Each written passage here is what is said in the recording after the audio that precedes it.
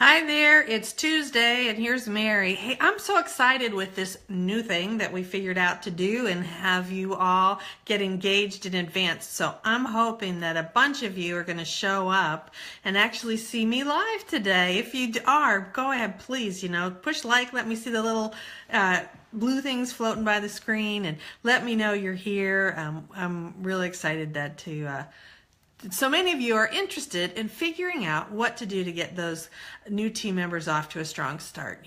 We talk a lot about recruiting and getting enough leads, but okay, it says swipe left to see my viewers, so we're going to see what happens. Well,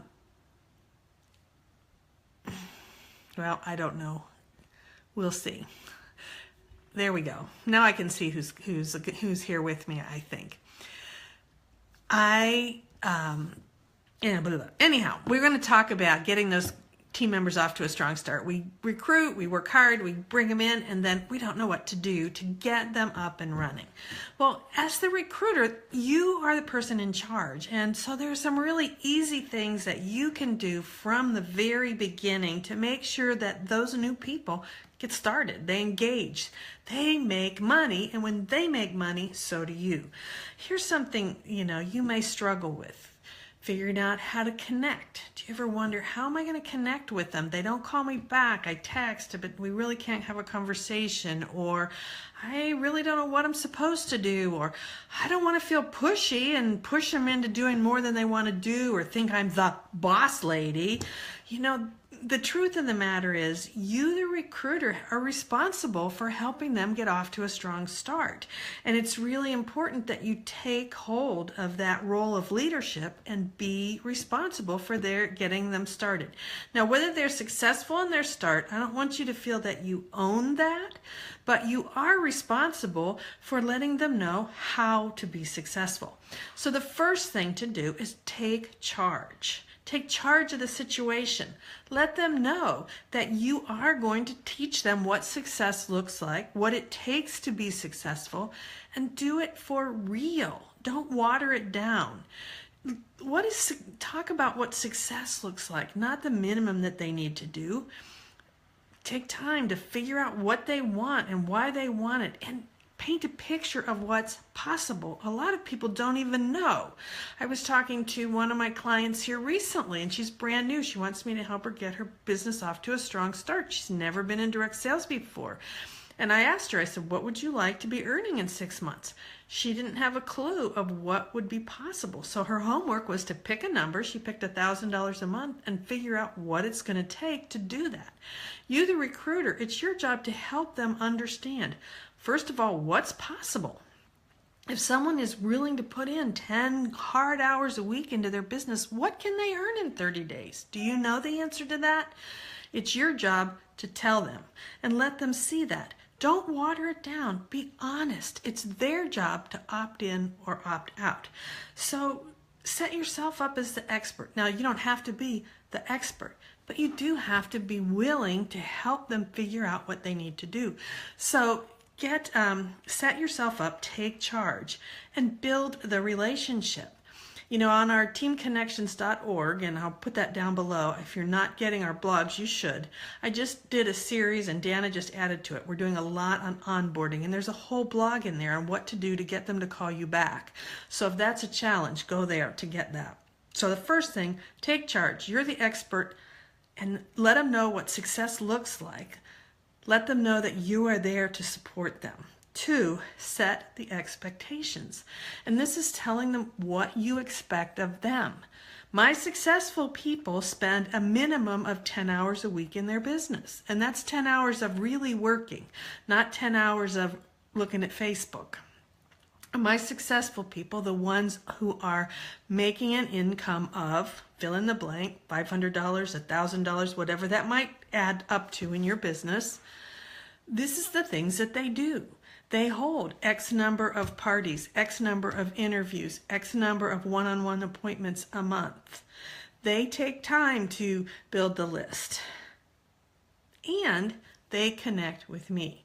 I'm here. I want you to be successful. But in order to do that, we must talk. So how often? How are you going to communicate? What do you expect of them? Things like, when I reach out to you, I expect for you to call me back. I expect when I call you that you will answer the phone. You know, these might seem really basic, but in the way people are communicating now, they really are not. So go ahead and set real expectations. So you're going to take charge because you're the expert. You're going to set expectations of what success looks like and what you want them to do. Let them know. Remember, if they went to work somewhere, their boss would be telling them what they expected them to do to complete the job. And that's what you are doing. That's what you're helping them do. The third thing is to support them. You'll see it there. One of the blogs those blogs I was referring to at teamconnections.org talks all about the 5-minute call. We really believe the daily contact is what helps people up and running. We promote it for brand new consultants. We're team members. We also promote it when you're helping somebody promote up. But it's really pretty simple for you, the recruiter, to do. You let them know that you're going to talk to them every day for 5 minutes. That 5-minute phone call has 3 easy parts. What did you do yesterday and how did it go? And then process. If there was a challenge or a struggle, help them over, around, or through it. You know, it's a lot easier when someone's discouraged to take care of it within 24 hours. If you wait a week, they may never come back. So the second thing, then, once you figure out what they did yesterday, you ask them what's the plan for today. Make sure that they know what they need to know to accomplish that. Maybe you're going to lead them to where they can take the training or whatever the next steps. You might even have a checklist to see who what you want them to do each day. Hi, Jessica, your picture just popped up. But you're going to support them 5 minutes a day. You can set a time every day. Maybe you have a window where you say, I'm available from 1 to 3 or 1 to 2 every day, nap time. I expect you to call me in that window. So take charge. You are the expert. Set the expectation. What does success look like? Be real, be specific. And 3, support them. Use the daily 5-minute call. If you do these things with every new team member, and here's the easy thing, once you decide to do this and do the same thing every time, it becomes habit and easy for you. And I know that if you take the time and the focus and the commitment as the recruiter to do these 3 things, you're going to see your new people take off. They're going to get income going right away, and they're going to be the team members that hang in there and stay. So thank you for showing up today on Tuesday. It's really great to see you. Please hang in there, teamconnections.org. We're blogging a lot this month on what we call onboarding, getting those new people up and running strong. Because it's a whole lot better to get a few people running strong than to recruit tons and tons and have them go away. Have a great day, everyone.